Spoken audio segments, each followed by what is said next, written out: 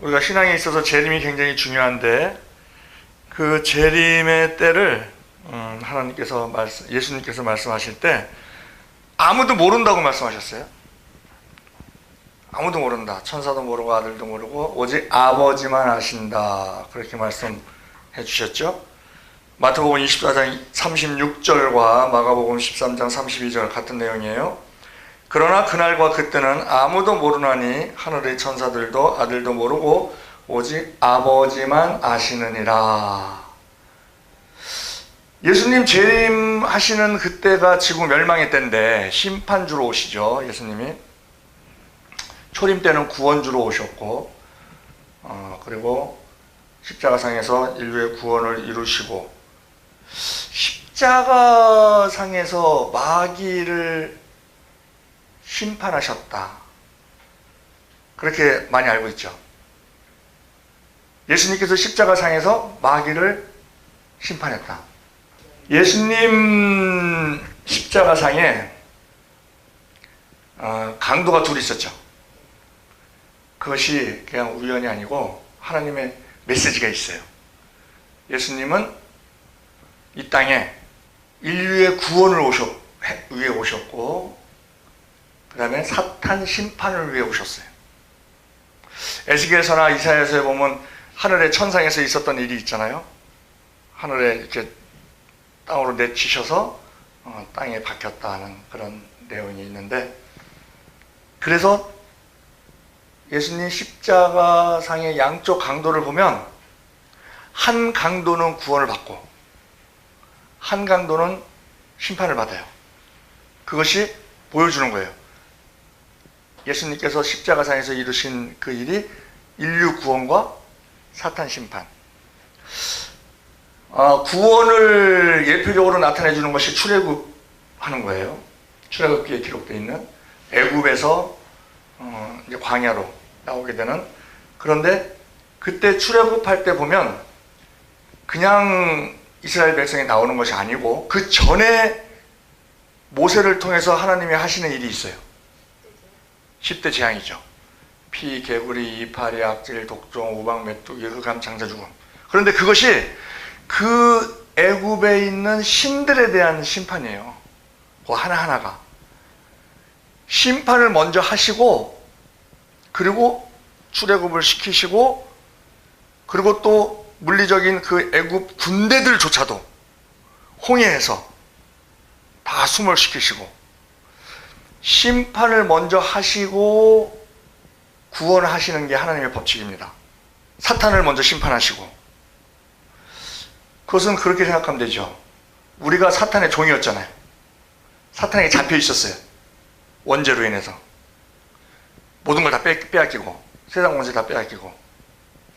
그래서 예수님 시험할 때 그 마귀가 그러잖아요. 내가 이건 받은 것인데 나한테 절하면 주겠다, 뭐 이렇게 얘기하거든요. 사탄의 종되어 있는 인간을 하나님이 구원하시기 위해서 하셔야 되는 일이 먼저 사탄 심판입니다. 봐봐요. 어느 건물에 인질이 잡혀 있어. 인질범이 들어가고 인질을 잡아놨어. 그러면은 그 인질을 구원을 해야 되잖아요. 구출을 해야 되잖아요. 구출을 할 때 앞에서는 막 그러죠. 투항해라. 그러면은 정상을 참작해 주겠다. 막 그렇게 합니다. 그러고 옥상에서는 뭐를 해요? 특공대가 줄을 타고 들어가요. 들어가서 인질 구출을 하기 전에 해야 될 일이 뭐냐면 인질범을 처리를 해야 돼. 그 인질을 잡고 있는 인질범을 처리를 하면 인질은 자동으로 구출이 되죠. 영적 세계 마찬가지입니다. 사탄에 의해서 잡혀 있잖아.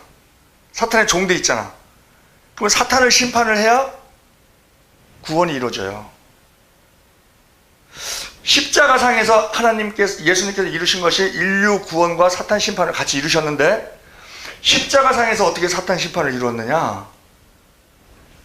그 십자가 사건을 구약에서 예표로 보여주는 것이 민수기 21장 노병 사건입니다.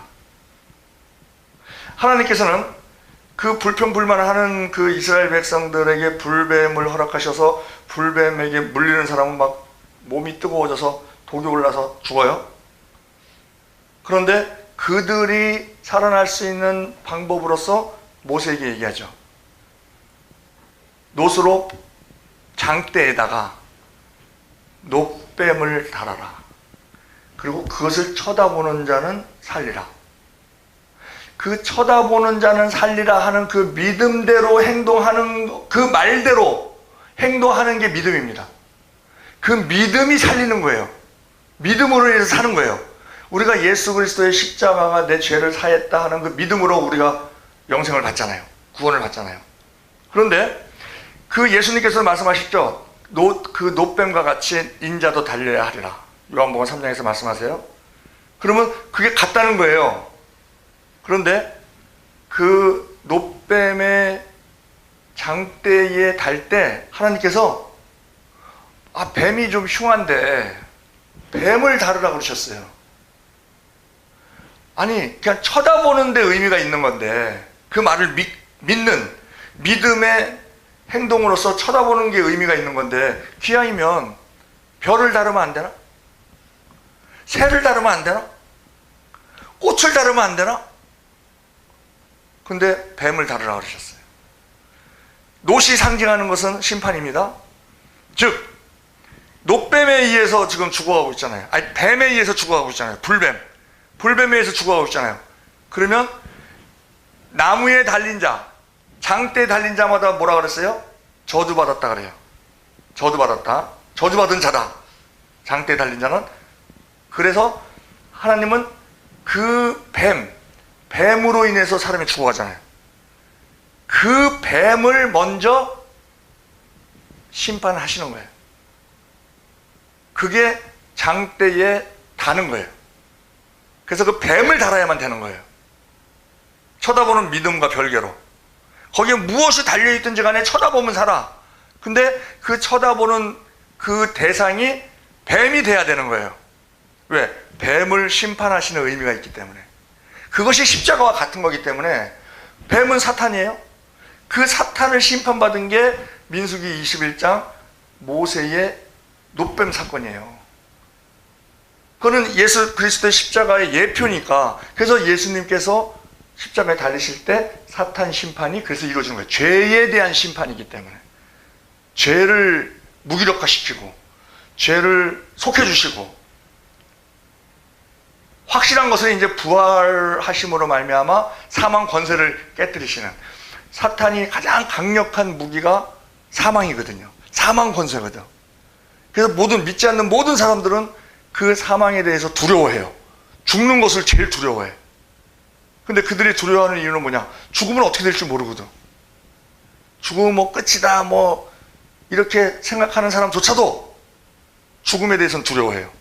근데 우리는 죽음에 대해서 자유롭죠. 죽음은 또 다른 시작이다.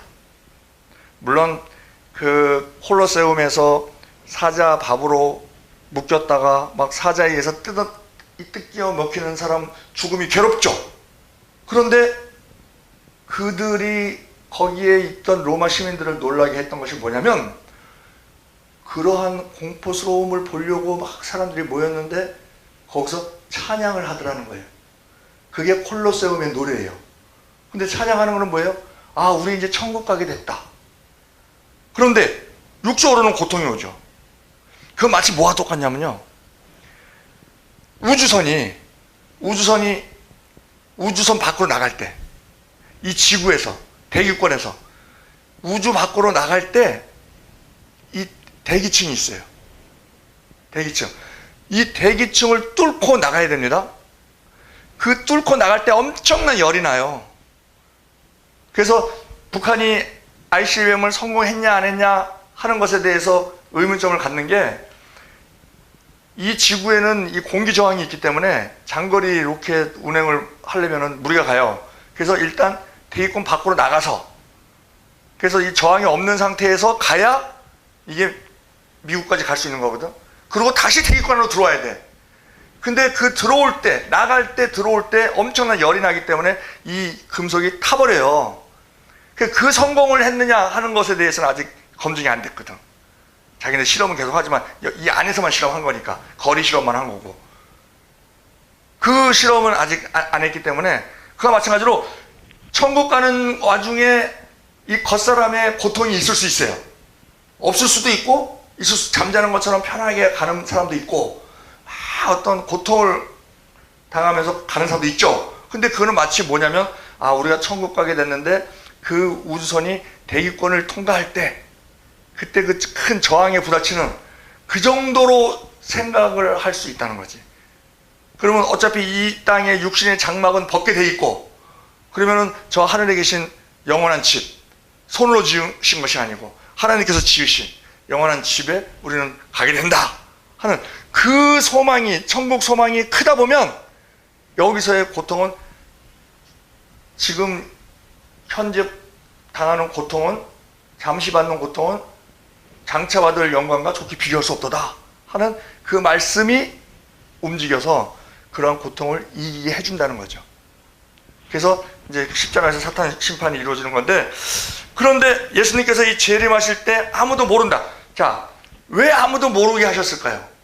만약에 그 재림의 때가 심판인데 인간에게 알게 하셨으면, 인간은요 그 전까지는 자기 마음대로 살지, 육신의 세상적으로 정력적으로 자기가 왕이 되어서 자기 마음대로 살지. 하나님의 말씀은 있더라도 머리에만 있고 전혀 거기에 행동하지 않고. 왜? 하나님 말씀대로 행동하려면 때로는 내가 헌신해야 되고, 이타적으로 살아야 되고, 또 때로는 좁은 길을 가야 되고, 이런 과정이 있기 때문에 그렇게 안 하죠. 그리고 그 날짜에 딱 맞춰서, 날짜 D 마이너스 한 100일부터라든지 300일부터라든지 그때도 또 회개하네, 선행을 베푸네, 또 말씀 열심히 읽으면서 말씀대로 사네, 이럴 거란 말이에요. 근데 하나님은 그러한 신앙을 원치 않으시는 거거든. 오늘 재림이 오더라도, 내일 지구의 멸망이 오더라도 언제든지 하나님께 인정받을 수 있는 그러한 신앙으로 매일매일 살아라. 그래서 때를 모르게 하시는 거예요. 그거를 우리가 종말론적 신앙이라고 하죠. 그리고 또 예수님께서 하시는 말씀이 도둑같이 오신다는 거예요. 도둑같이. 예수님이 재림하실 때 도둑같이 오신다는 거야.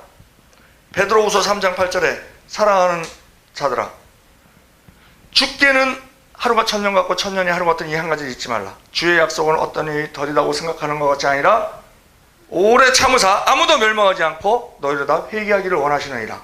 그러나 그날은 도둑같이 오리니, 그때에는 하늘이 큰 소리로 떠나가고 체질이 뜨거운 데를 풀어주고 땅과 그 중에 있는 모든 일이 드러나리로다. 이 체질이 원소거든요, 원소. 그러니까 한마디로 이 지구상에 있는 모든 것이 다 타버린다. 불심판 다 타버린다. 그리고 새하늘과 새 땅이 오고 새 예루살렘이 오고 거기서 일단 무궁천국으로 가고, 이런 과정이 있다 하는 그러한 과정인데, 도둑같이 오신다는 거예요. 도둑같이. 아니, 왜 예수님이, 영광스럽게 오시는 예수님이 왜 도둑같이 오신다고 비유했을까?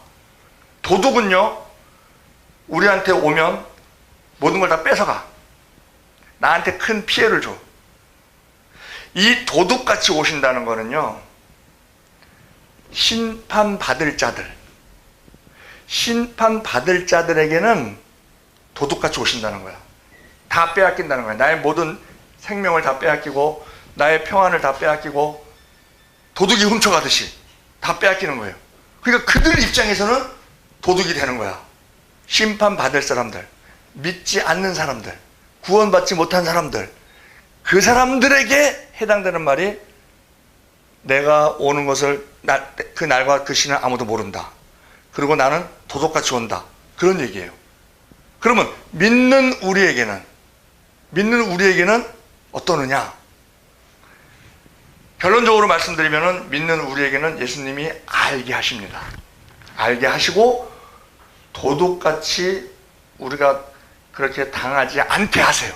자, 이 도둑같이 오신다는 말이 또 계시록 3장 3절에 있는데, 그러므로 내가 어떻게 받았으니 어떻게 들었는지 생각하고 지켜 회개하라. 만일 읽게지 아니하면 내가 도적같이 이르리니 어느 시에 내게 임하는지 내가 알지 못하리라. 그런데 빛의 자녀들에게는 알게 오신다는 거예요. 도적같이 오시지 않는다는 거예요. 그것이 데살로니가전서 5장 1절. 형제들아, 때와 시기에 관하여는 너에게 쓸 것이 없으면 주의 날이 밤에 도적같이 이를 줄을 너희 자신이 자세히 알미라. 저희가 평안하다 안전하다 할 때에 인게 된 여자에게 해산의 고통이 이름과 같이 멸망이 호르니 저에게 이르리니 결탄코 피하지 못하리라. 형제들아, 너희는 어두움에 있지 아니하며 그날이 도적같이 너희에게 이르지 못하리니 너희는 다 빛의 아들이요 낮의 아들이라. 우리가 밤과 어둠에 속하지 아니하나니 그러므로 우리는 다른 이들과 같이 자지 말고 오직 깨어 근신할지라. 빛의 자녀로 있는 자들은 그들에게는 도적같이 오시지 않는다는 것입니다. 그걸 말씀해 주시죠. 그런데 이렇게 빛의 자녀에게는 이렇게 그 때를 알게 하신다. 이것을 이단들이 이용해서 1992년 10월 28일 지구에 종말이 온다고 시한부 종말론은 이단입니다. 시한부 종말론을 주장해서 사회 물의를 일으킨 다미성교회 이장님 목사를 비롯해서 많은 이단들이 이 구절을 이용을 하죠. 그런데 이 빛의 자녀라는 것이 누구냐? 택하심 받은 자들이고 구원받은 자들인데 이들은 한마디로 아버지의 뜻대로 사는 자들이에요. 아버지의 뜻대로 사는 게 뭐냐면 빛으로 사는 거예요. 빛으로. 우리가 그 빛과 어둠을 얘기할 때 죄악된 세상은 어둠을 행하는 것이고 그리고 의를 행하는 것은 빛을 행하는 것이에요. 근데 예수님께서 그러셨죠. 너희는 소금이다. 너희는 빛이다. 왜 그래요? 우리가 믿음으로 말미암아 예수 그리스도 빛이신 예수 그리스도께서 우리 안에 들어오셨거든. 그래서 우리가 빛이 된 거예요. 우리가 빛을 발하는 것이 아니고 우리는 반사체죠. 반사체.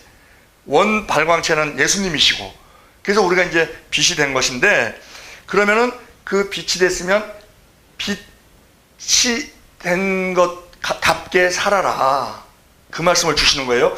요한일서 1장 5절에 우리가 저에게서 듣고 너에게 전하는 소식은 이것이니 곧 하나님은 빛이시라. 그에게는 어둠이 조금도 없으시니라. 우리가 하나님과 사귐이 있다 하고 어두운 가운데 행하면 거짓말을 하고 진리를 행치 아니하거니와 우리가 저가 빛 가운데 계신 것 같이 우리도 빛 가운데 행하면 우리는 서로 사귐이 있고 그 아들 예수의 피가 우리를 모든 죄에서 깨끗게 하실 것이요. 그러면서 예수님이 빛이시다라는 것을 말해주고 있습니다. 시편 84편 11절에도 여호와 하나님은 해요 방패시라. 여호와께서 은혜와 영화를 주시며 정직히 행하는 자에게 좋은 것을 아끼지 아니하실 것입니다. 거짓되게 행하는 자는 어둠에 행하는 자요 정직하게 행하는 자는 빛으로 행하는 자이죠. 빛의 아들이라는 것은 하나님의 아들을 말합니다. 예수를 믿을 때 우리는 빛의 아들이 하나님의 아들이 되죠.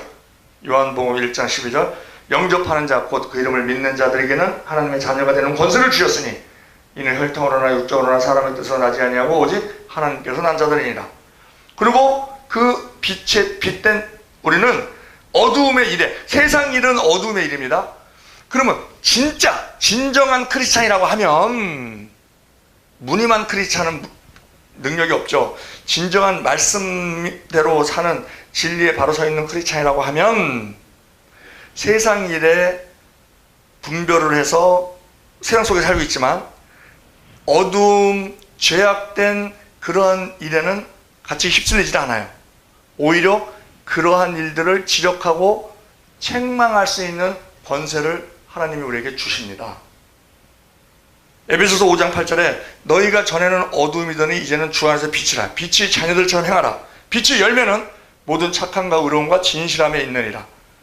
주께 기쁘시게 할 것이 무엇인가 시험하여 보라. 너희는 열매 없는 어두움의 일에 참여하지 말고 도리어 책망하라 하고 말씀을 우리에게 해주십니다. 이게 책망하라 하고 명령형으로 주시는 것은 우리에게 책망할 권세도 함께 주신다는 것이죠. 자, 우리가 마태복음 7장 21절에 보면 예수님께 막 사람들이 그래요. 주여 우리가 주의 이름으로 선지자 노릇하고 주의 이름으로 귀신을 쫓아내고 주의 이름으로 많은 권능을 행치 아니하였나이까 하면서 막 자랑스럽게 얘기를 해요. 그때 예수님께서는 그러죠. 너희들 다 불법을 행했다. 난 너희 모른다. 마태복음 7장 21절. 나더러 주여 주여 하는 자마다 천국에 다 들어갈 것이 아니요 다만 하늘에 계신 내 아버지 뜻대로 행하는 자라에 들어가리라. 그날에 많은 사람들이 나더러 이르기를 주여 주여 우리가 주의 이름으로 선지자 노릇하며 주의 이름으로 귀신을 쫓아내며 주의 이름으로 많은 권능을 행치 아니하였나이까 하리니 그때 내가 저에게 밝히 말하되 나는 너희를 도무지 알지 못하니 불법을 행하는 자들아 내게서 떠나가라니라. 자, 주의 예수님의 이름으로 선지자 노릇하고 귀신 쫓아내고 많은 권능 행한 것 대단한 거죠. 근데 예수님이 모르신대요. 불법을 행했대요. 왜냐? 우리가 인간의 눈으로 딱 볼 때 선지자 노릇하고 귀신 쫓아내고 많은 권능을 행하는 것 대단한 일로 봐요. 실제로 대단한 일이에요. 그런데 어떤 사람은 예수님이 인정하시고 어떤 사람은 불법이라고 그래요. 그 이유가 뭐냐? 기준이 뭐냐?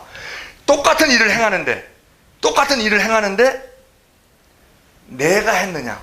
주체가 아니면 내 안에 계신 성령께서 행하는 것에 나는 그냥 그저 순종하며 성령과 동행하면서 그 일을 행했느냐. 이게 차이가 있는 거예요. 봐봐요. 그날에 많은 사람들이 나더러 이르기를 주여 주여 우리가 주의 이름으로 선지자 노릇하면 우리가 했다는 거야. 우리가. 그것은 불법이라는 거예요. 성령께서 행하는 것에 같이 가야지 그게 합법이 되는 것이지, 능력 받았다고 해서 그것이 내 능력인 것처럼 은사 받은 자들, 은사들이 그 내가 행하는 것처럼 행한다고 하면 그건 불법이라는 거지. 설사 능력이 나타난다 하더라도. 그래서 하나님은요, 그 사람을 통해서 많은 사람들에게 은혜를 주고 많은 사람들에게 믿음을 주고 구원을 주실 수 있어요. 그러면서도 바울이 항상 그걸 걱정했어요. 자기 자신은 정령, 자기 자신은 버림받을 수 있다. 그것이 이 불법을 행하는 자들이에요. 내가 무엇을 하려고 한다는 거. 그래서 우리가 성령과 동행하면서 하느냐 아니면 내가 하느냐 천지 차이입니다. 근데 나타나는 결과는 똑같아요. 우리가 교회에서 봉사를 한다든지 무슨 사역을 한다든지 할 때 내 열심을 하는 사람이 있어. 아주 열심히 하죠. 막 근데 그것이 자기 열심으로 하는 사람은요, 무엇을 바라냐면은 칭찬을 바랍니다. 칭찬받길 바라요. 그래서 그 칭찬이 안 오면 시험 들 수도 있어요. 그런데 성령과 동행하면서 빛도 없이 이름도 없이 성령과 동행하면서 하는 것을 똑같은 일을 하더라도 동행하면서 하는 자는요, 칭찬을 바라지 않아요. 그렇게 하면은 누구한테 칭찬을 받느냐? 성령께 칭찬을 받습니다. 그러므로 해서 나한테 오는 것은 뭐냐? 보람이 와요. 보람. 그래서 봉사는 칭찬으로 하지 말고 보람으로 해라. 그래야 지치지 않고, 남이 못 알아주더라도 때에 따라서는 오해를 받아서 남이 나를 핍박하고 억울한 일을 당한다 하더라도 내 안에서는 그 모든 것에 있어서 다 문제가 되질 않아요. 그걸 다 이길 수 있는 그런 힘이, 성령은 전능하신 분이시니까 그런 능력을 가질 수 있게 되고, 더 중요한 것은 내가 해서 열심히 칭찬을 많이 받아도 예수님 앞에 가면 불법을 행하는 자다, 난 너 모른다, 이러실 수 있다는 거예요. 내가 했기 때문에.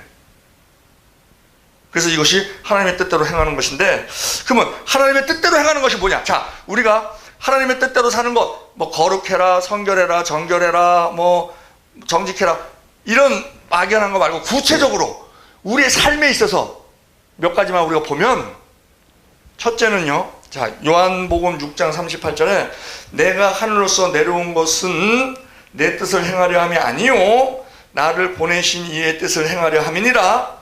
나를 보내신 이의 뜻은, 하나님의 뜻을 우리가 알아야 되잖아요.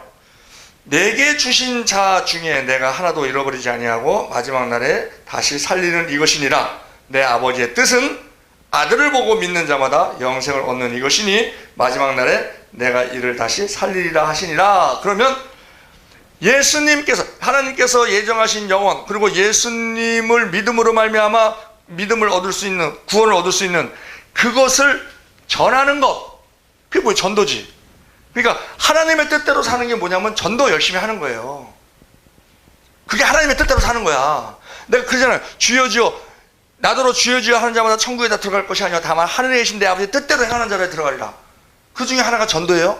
대표적인 게. 그리고 그래서 우리가 디모데후서 4장 1절에 그러죠. 하나님 앞과 산자와 죽은 자를 심판하실 그리스도 예수 앞에서 그의 나타나실 것과 그의 나라를 두고 엄히 명하노니 너는 말씀을 전파하라. 때를 얻든지 못 얻든지 항상 힘쓰라. 범사에 오래 참음과 가르침으로 경책하며 경계하며 권하라. 명령이에요. 그것이 하나님의 뜻이야. 그와 더불어 그러면 전도만 하면 되느냐? 그게 아니죠. 뭐 여러 가지 많이 있는데 또 하나 살펴보면 데살로니가전서 5장 16절에 항상 기뻐하라. 쉬지 말고 기도하라. 범사에 감사하라. 이는 그리스도 예수 안에서 너희를 향하신 하나님의 뜻이니라 그래요. 그러면 항상 기뻐해야 되고 쉬지 말고 기도해야 되고 범사에 감사해야 돼. 이게 하나님의 뜻이야.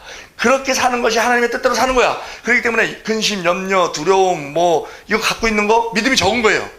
기뻐하지 않는 거. 이거 믿음이 적은 거고 기도 항상 쉬지 말고 기도하라는 거 우리가 어떻게 쉬지 말고 기도해요? 쉬지 말고 기도하라는 것은 무릎 꿇고 시간 정해놓고 기도하는 것뿐만이 아니고 기도라는 것은 하나님과 교제거든요. 교제.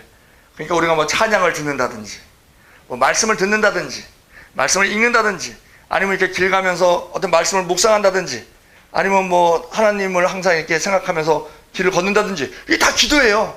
그게 쉬지 말라는 거예요. 그거를. 하나님은 포도나무에 우리는 예수님은 포도나무에 우리는 가지니 그 가지에서 떨어지지 말라는 거예요. 그러면은 그 가지가 모든 걸 공급해 준다는 거예요. 그 가지가 뿌리에서 물 받아서 영양분 받아서 다 가지로 다 보내준다는 것이죠. 그래서 주의 나라와 주의 의를 먼저 구하라. 그러면 이 모든 것을 너에게 더하시리라. 마태복음 6장 33절 말씀처럼 우리가 그렇게 사는 것을 말하는 거예요. 그런데요, 우리가 여기서 중요한 것이 있습니다. 자, 그러면 전도 열심히 하고 항상 기뻐하고 쉬지 말고 기도하고 범사에 감사하면 천국 가냐? 그것이 만약에 천국 가는 조건이라고 하면 이게 행위 구원이 되어버리지. 그러면 결국 천국은 내가 가는 거네. 내가 전도 열심히 하고 열심히 기뻐하고 열심히 기도하고 열심히 감사하고 그러면 그게 하나님의 뜻대로 사는 거니까 그러면 천국 간다? 이게요, 전도하고 항상 기뻐하고 쉬지 말고 기도하고 범사에 감사하는 거는요, 구원 조건이 아니고 구원은 믿음으로 가요. 혈적이 믿음으로 갑니다. 그런데 그 믿음이 나한테 충만하면은요, 그러한 생활을 하게 됩니다. 그래서 그러한 것은 그 행위를 해서 천국 가는 것이 아니고 내 믿음에서 나타나는 외적 증거예요. 내가 믿음이 충만하다고 하면은요, 전도 안 하면 전도 안 할 때보다 전도할 때가 더 즐겁고요. 그리고 뭐 슬퍼하고 뭐 근심, 걱정, 염려, 뭐 두려워할 때보다 왜? 그러면 즐겁지가 않아. 왜? 내 안에 성령이 계시잖아요. 성령께서 책망하시고 근심하시거든. 그러니까 기뻐할 때 나도 편해. 근심하는 것보다. 근심하면 좀 찝찝해. 아, 내가 왜 근심하고 있지? 그리고 기도 안 하면 또 찝찝하고. 그래서 이 믿음에 의한 외적 증거로 나타나는 거, 감사하지 않고 불평하면 또 안 편해. 예를 들어서 내가 뭐 주차해서 차를 빼는데 새벽에 차를 빼다가 옆차를 긁었어. 본 사람이 없어. 근데 이거 만약에 내가 이게 알리면은 내가 뭐 보험 처리를 하든지 뭐라든지 뭐 돈이 나가야 돼. 좀 손해를 보는 것 같아. 그러면 에이, 그냥 가지 뭐. 그리고 그냥 가면 산 믿음을 가진 사람이라고 하면은요, 돈 한 2, 30만 원 나가는 것보다 더 괴로움이 큽니다. 그러면은 산 믿음을 가진 사람은 뭐냐? 그 사람 전화번호 있으면 일단 잠자고 있을 테니까 새벽에 전화 걸면 또 신뢰가 될 수 있으니까 문자를 보내놔. 그래갖고 반응이 없으면 그냥 종이에다가 전화번호 적어갖고 딱 거기에다가 놓고 죄송합니다. 연락 주시면 조치해드리겠습니다. 그러고 가야 마음이 편해. 마음이. 모든 생활이.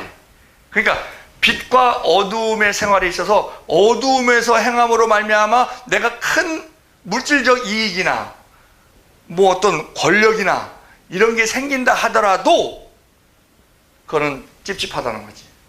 나한테 기쁨이 없다는 거지. 내 안에 심령 천국인 의와 평강과 희락이 무너진다는 거지. 내가 손해를 보더라도 말씀대로 정직하게 그렇게 행동할 때 내가 물질적으로 손해가 되고 시간적으로 내가 뭐 손해가 되고 어떠한 그 손해 이렇게 우리 겉사람의 아니면 환경에 손해보는 것들이 많이 생긴다 하더라도 내 속사람에는 기쁨이 있는 거예요. 아, 나는 그래도 바르게 살려고 애썼어. 그게 하나님의 뜻대로 사는 거예요. 내가 뭐 열심히 뭐 한 봉사한다, 뭐 전도한다 이런 행위에 열심 낸다고 해서 그게 되는 것이 아니고 순서가 바뀌는 것이죠. 내가 믿음을 충만히 갖고 말씀대로 살고자 하는 그러한 마음, 내 안에 계신 성령과 교제하면서 성령께서 이끄는 대로 순종하면서 동행하면서 살겠다고 작정하고 실제로 그렇게 한 계단 한 계단 한 발짝 한 발짝 그렇게 동행하다 보면 나타나는 것이 항상 기뻐하게 되고 쉬지 말고 기도하게 되고 범사에 감사하게 되고 전도하게 되고 그렇게 된다는 거예요. 그렇게 했을 때 그것이 산 믿음이 되는 것이다 이거죠. 자, 불법을 행하는 자들은 또 한 명 또 불법을 행하는 자들이 또 이해가 있는데 하나님께서 우리에게 필요에 따라서 은사를 주십니다. 필요에 따라서 주시는 거예요. 다 같은 은사를 안 주세요. 박효진 장로라고 있죠. 그 교도관. 그분이 막 사형수도 전도하고 뭐 열심히 막 사형수들이 얼마나 강팍합니까? 한 번은 그 강력범을 불러다가 사무실에다가 소파에 앉혀놓고 자기가 무릎을 꿇고 간절히 기도했다는 거예요. 근데 이제 궁금한 생각이 들더래. 얘가 어떤 표정을 하고 있을까? 그래서 이렇게 봤대. 봤더니 너 표정이 너 뭐하고 있니? 뭐 이런 표정이더라는 거예요. 그때 막 무너진다는 거지. 그러한 어려운 과정을 통해서 한 사람을 사형수를 전도를 했어요. 전도를 했더니 이 사람한테서 각종 은사가 다 나타나는 거야. 뭐 신윤서도 나타나고 막 이 말을 전하면 또 막 듣는 막 말씀의 은서도 나타나고 막 다 자기가 가르쳐 준 건데 거기서 시기심이 나더라는 거예요. 아니 하나님, 내가 저 인간보다 예배를 드려도 얼마나 더 드렸고 헌금을 해도 얼마나 더 드렸고 내가 봉사를 해도 얼마나 더 드렸고 그런데 왜 저한테는 저런 은사를 안 주시고 왜 저 인간한테는 저렇게 아낌없이 은사를 주시나요? 하고 기도했다는 거예요. 그때 생각나는 것이 베드로와 바울이 생각나더래. 베드로는 유대인을 위한 사도, 유대인을 전도하기 위한 사도, 바울은 이방인을 전도하기 위한 사도. 서로 쓰임이 다르다. 자, 그래도 박효진 장로는 외부에 출입이 가능하잖아요. 거의 직장이잖아. 공휴일에 가서 쉬기도 하고 뭐 이러잖아요. 근데 그 사형수는 죽을 때까지 거기 있어야지. 못 나오죠. 그러면 그 사람이 또 전도를 해야 되는데 그 사람이 전도하는 사람이 누구예요? 다 죄수들이잖아. 강팍한 사람. 그 사람을 전도를 하려니 그런 은사가 필요한 거야. 그래서 필요에 따라서 하나님이 주시는 거예요, 은사를. 은사는 주셨다가도 또 걷어가시기도 하고 그러시는 거예요. 한번 받았다 해서 그 영원한 은사가 아니에요. 필요에 따라서 주시는 거니까 다 하나님께서 다 철저하게 아시고 빈틈없이 그거를 딱 깨닫는 순간 아하 그렇구나. 저 사람이 자기 사명을 감당하기 위해서는 저게 필요하구나. 그래서 주셨구나. 이렇게 이제 깨달았다 그래요. 자, 은사를 받는 사람들이 있습니다. 마태복음 10장 1절에도 예수께서 그 12제자를 부르사 더러운 귀신을 쫓아내며 모든 병과 모든 약한 것들을 고치는 권능을 주시니라. 그리고 마태복음 10장 8절 병든 자를 고치며 죽은 자를 살리며 문둥이를 깨끗하게 하며 귀신을 쫓아내되 너희가 거저받았으니 거저주어라. 거저받았잖아요. 그거 거저주라는 거예요. 그런데 은사자가 막 집회를 합니다. 집회를 하면서 막 어떠한 약간의 압력을 넣어요. 그러면서 뭐라고 압력을 넣냐면, 지금 이곳에 하나님이 복 주셔서 물질복 받은 사람이 있다. 있겠죠. 300만 원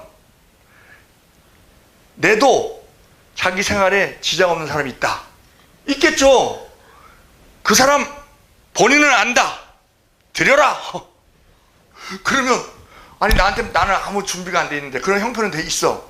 돈도 있고 돈 300만 원 드린다고 해서 내가 뭐 별 지장 없어. 그런데 드려라. 그러니까는 저 분명히 나한테 하는 말씀인데, 근데 나는 감동이 안 와. 이건 뭐 당하는 것 같기도 하고 찝찝해. 그런 행동하면 안 된다는 거예요. 그래서 자기가 그걸 착복한다? 그러면 안 된다. 그건 불법이라는 거지. 그게 불법이라는 거예요. 어느 그 권사님이 그러더라고. 그 집 앞에, 집 가는 그 골목 입구에 기도원이 생겼대. 그래서 거기 그 기도원에 가니까 막 뜨겁더래. 그래서 예배를 드리는데 그런 말을 하더래. 딱 자기들에. 그래갖고 그냥 왔대. 그날 왔는데 자꾸 그게 걸리더래. 돈 300만 원 없어도 지장 없는 사람이 있는데 드려라. 그래갖고 막 괴롭더라는 거예요. 그래갖고서는 근데 드릴 마음은 없어. 감동은 안 와. 그래갖고 이분이 하도 괴롭고 그래갖고 다시 가갖고 100만 원 헌금하고 그 다음부터는 그쪽 쳐다도 안 본대. 그런 식으로 사역하면 안 된다는 거야. 그런데 내가 신유 은사가 있어서 치료를 해줬어. 중병에서 났어. 병원에서도 뭐 손 못 댄다 그랬는데 치료해줬어. 그러니까 이 사람이 너무 고마워서 살해를 해. 그건 별개 문제지. 내가 강압적으로 뺏는 것이 아니고 자발적으로 주는 거잖아요. 근데 그것도 생각을 잘해야 돼. 봐봐요. 공무원이 권한이 있잖아. 국가가 준 권한이 있잖아. 뭘 허가를 내줄 수도 있고, 아니면 좀 뭐 이렇게 애매한 부분들이 있잖아요. 사람 만든 법이 완전하지가 않으니까 해줄 수도 있고 안 해줄 수도 있고 그런 게 있잖아요. 그러니까는 이거 애매한 부분인데 뭐 그렇게 크게 뭐 잘못된 건 없는 것 같으니까 그냥 내가 해드리겠습니다. 그러고 이제 도장 찍어주고 허가를 나게끔 해줬어요. 그럼 이 사람 고맙잖아. 그러니까는 고맙습니다 그러고 명함 받아갖고 고맙습니다 그러고 뭐 명절 때 뭐 이렇게 선물을 주거나 뭐 그럴 수 있어요. 그거는 뇌물하고는 별개 문제지. 그런데도 분명한 기준이 있어. 김영란법에 어긋나면 안 돼. 명절 때 되면은 그 김영란법이 공무원한테 줄 수 있는 게 농수산물에 대해서는 좀 이렇게 금액이 크더라고요. 뭐 한 10만 원, 20만 원 뭐 이렇게 되더라고. 현금 10만 원, 20만 원 주면 뇌물이 되지. 근데 내가 너무나 고마워서 뭐 명절 때 이렇게 뭐 선물을 해준다 뭐 이런 거는 합법적이잖아. 그러니까 이런 거를 분별을 잘 해야 돼. 내가 강압적으로 뺏어서는 안 되고, 그건 갈치지. 갈치해서는 안 되고, 은사자들이. 그리고 주는 것에 대해서도 뭐 너무 이렇게 좀 고가라든지 그런 거에 대해서는 뭐 잘 기도하고 받아야 된다는 거지. 기도하고 그런 게 있어요. 그러니까 그렇게 은사 받은 자가 거저 받았으니 거저 주어라 하고 말씀이 분명히 있는데, 그거에 대해서 자기의 이익을 도모하려고 하는 자, 불법을 행하는 자들이에요. 그런 자들은 열심히 해서 많은 사람들에게 은혜를 주고 능력을 보여주고 한다 하더라도 예수님 앞에 가면 나는 너 도무지 모른다. 불법을 행하는 자들아 내게서 떠나가라. 그 말을 들을 수 있다는 거예요. 그러면 우리가 이 세상 살면서 잘못 살은 부분이 있을 수 있잖아요. 불법을 어둠의 일을 행하는 것들이 있잖아. 그러면 그것을 우리가 씻어야 되잖아. 그게 회개잖아요. 회개. 그래서 우리가 계시록 3장에 그 4대 교회에게 말씀하셨던 거, 계시록 3장 1절, 4대 교회의 사자에게 편지하기를 하나님의 7영과 7뼈를 가진 이가 가라사대 내가 내 행위를 아노니 내가 살았다 하는 이름을 가졌으나 죽은 자로다. 너는 일깨워 그날 그 남은 바 죽게 된 것을 굳게 하라. 내 하나님 앞에 내 행위의 온전한 것을 찾지 못하노니 그러므로 내가 어떻게 받았으며 어떻게 들었는지 생각하고 지키어 회개하라. 만일 읽게 아니하면 내가 도적같이 이르리니 어느 시에 내게 임하는지 내게 알지 못하리라. 그러나 사대에 그 옷을 더럽히지 아니한 자 몇몇이 내게 있어 흰옷을 입고 나와 함께 다니리니 그들은 합당한 자인 연고라. 이기는 자는 이와 같이 흰옷을 입을 것이요 내가 그 이름을 생명책에서 반드시 흩지 아니하고 그 이름을 내 아버지 앞과 그 천사들 앞에서 시인하리라. 귀 있는 자는 성령이 교회들에게 하시는 말씀을 들을지어다 하면서 누구든지 그동안 하나님을 믿노라 하면서도 어두움의 자식같이 잘못 살아온 것 있으면 회개하고 또 여러가지 환난과 시련과 핍박과 박해 그리고 원수 마귀와 싸워서 이기는 자와 주님께서 주신 믿음의 흰옷 그 의의 옷을 더럽히지 아니한 자는 빛의 자녀들이 되어서 밝히 오시는 주님을 맞이하여 구원을 받게 될 것이다. 이렇게 기록해주고 있고요. 자, 그러면 어두움에 속한 자들에게는 그 날과 그 시를 몰라요. 그리고 도둑같이 임해요.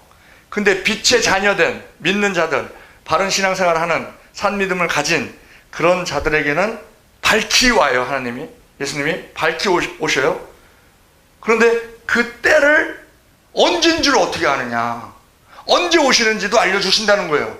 근데 언제 오시는지를 어떻게 아느냐, 알려주신다는 겁니다. 아모스 3장 7절에 주 여호와께서는 자기의 비밀을 그종 선지자들에게 보이지 아니하시고는 결코 행하심이 없느니라. 그리고 이 예수님께서 재림의 때를 말씀하실 때 뭐라고 말씀하시냐면요, 노아의 때와 롯의 때와 같다 이렇게 말씀하십니다. 누가복음 17장 26절에 노아의 때에 된 것과 같이 인자의 때에도 그러하리라.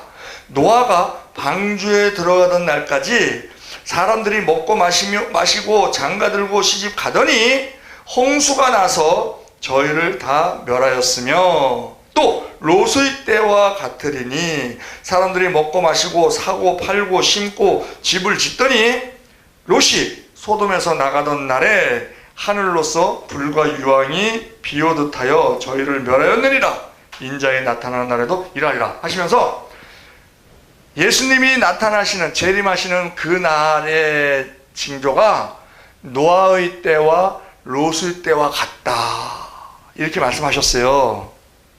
그런데 노아의 때에 노아 홍수로 인해서 인류가 멸망합니다. 그런데 하나님께서 알려주셨어요. 노아에게 일주일 후에 40일 동안 비가 올 것이다. 이거를 노아에게 알려주십니다. 창세기 7장 4절 지금부터 7일이면 내가 40주야를 땅에 비를 내려 나의 지은 모든 생물을 지면에서 쓸어버리리라 하면서 노아에게 알려주셨어요. 홍수가 시작될 것이다. 언제? 일주일 후에.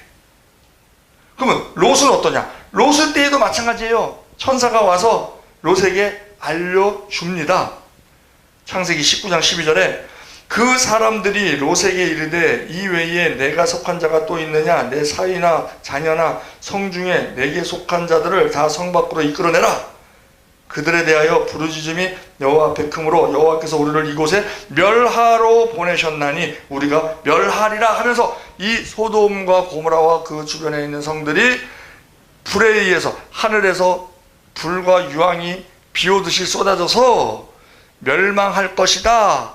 그러니 너와 관계되는 네가 알고 있는 모든 사람들 다 데리고 이 성에서 나가라 하고 말해 줬죠. 소돔의 멸망에 대해서 롯에게 알게 하셨어요. 예수님께서는 예수님이 오시는 그때 지구의 멸망의 때 그때가 모세의 때와 같고 롯의 때와 같다 그러셨는데 모세에게도 알려주셨고 롯에게도 알려주셨어요. 그래서 롯은 이제 그것을 믿었고 그래서 자기를 아는 모든 사람한테 얘기를 했죠. 롯에게 두 딸이 있었는데 그 예비 사위가 있었어. 약혼자 사위가 있었어. 그 사위에게도 얘기했죠. 그랬더니 사위들이 뭐라 그래요? 농담으로 여겼더라. 그러니까 시간이 없으니까 막 머뭇거리니까 천사들이 이끌어내서 갔는데 또 그나마 롯의 처 같은 경우는 구원은 받았어. 구원은 받았는데 그 뒤돌아보지 말라는데 미련이 많이 남아갖고 뒤돌아봤다가 소금 기둥이 되는 그러한 사태가 벌어지잖아요. 어쨌든 하나님께서 행하시는 멸망의 때에 대해서는 알려주신다는 거예요. 누구에 대해서? 빛의 자녀들에 대해서. 어둠의 자녀들에 대해서는 그 때와 시를 모르게 하시는 거예요. 전혀 모르게 하시는 거고 도둑같이 임하시는 거고, 그들은 도둑한테 당하는 것처럼 그러한 낭패를 보게 될 것이고, 빛의 자녀들에게는 말씀대로 사는 성령과 동행하는 그러한 그 빛의 자녀들에게는 그 때와 시를 알게 하신다. 아마 임박할 때 알게 하실 거예요. 노아에게 일주일 전에 알게 하셨고, 롯에게는 하루 전에 알게 하셨어. 내일부터 멸망한다. 뭐 이렇게. 그게 언제 오시기 언제 전쯤인지는 모르지만 어쨌든 분명한 것은 우리가 선지자들로 하여금 우리에게 알게 하신다. 여러분들이 그거를 알리는 역할을 하실 수도 있어요. 하나님께서 딱 임하셔서 네가 알려라. 얼마 후면 지구의 종말이 온다는 걸 알려라 하실 수도 있어요. 어려운 일이죠. 아마 그때 가면 이단 취급받을 수도 있어. 저것도 제2의 이장님 아니야? 그럴 수도 있어.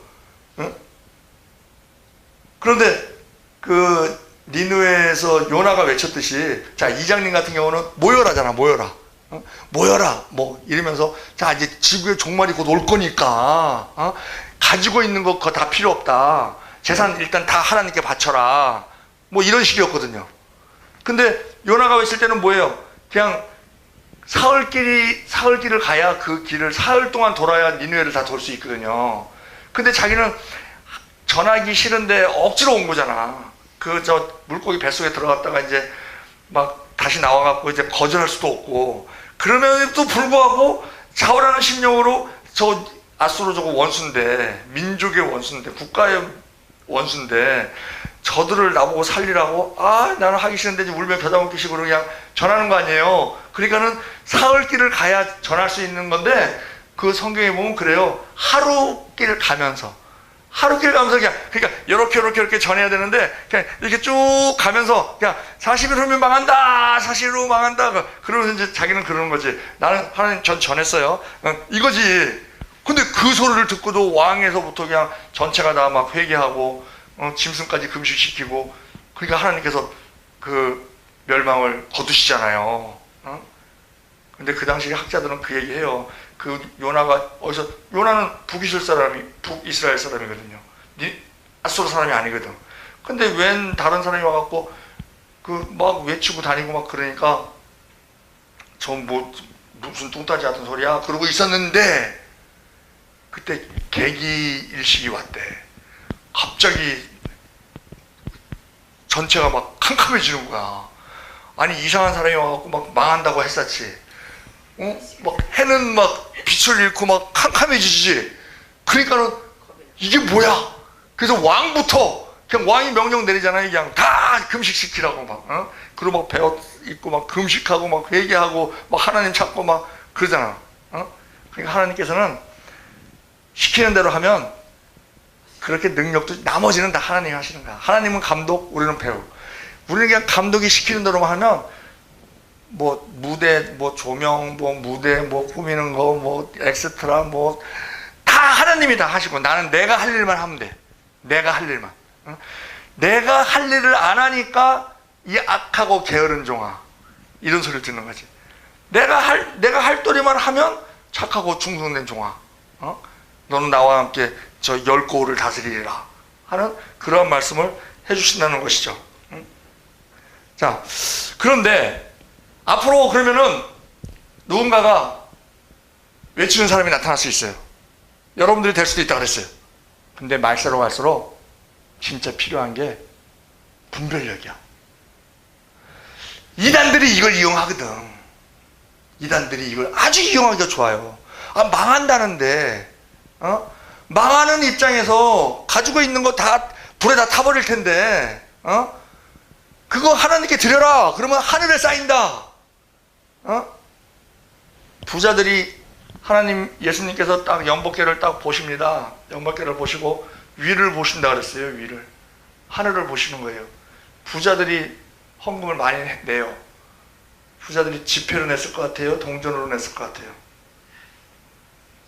동전으로 냅니다. 왜냐면 티를 내야 되잖아. 그 동전 내면 쭉 들어가거든. 그러면 사람들이 뭐야 이렇게 하니까 고개 딱 쳐들고 주르르 나야 뭐 이렇게 낸단 말이에요.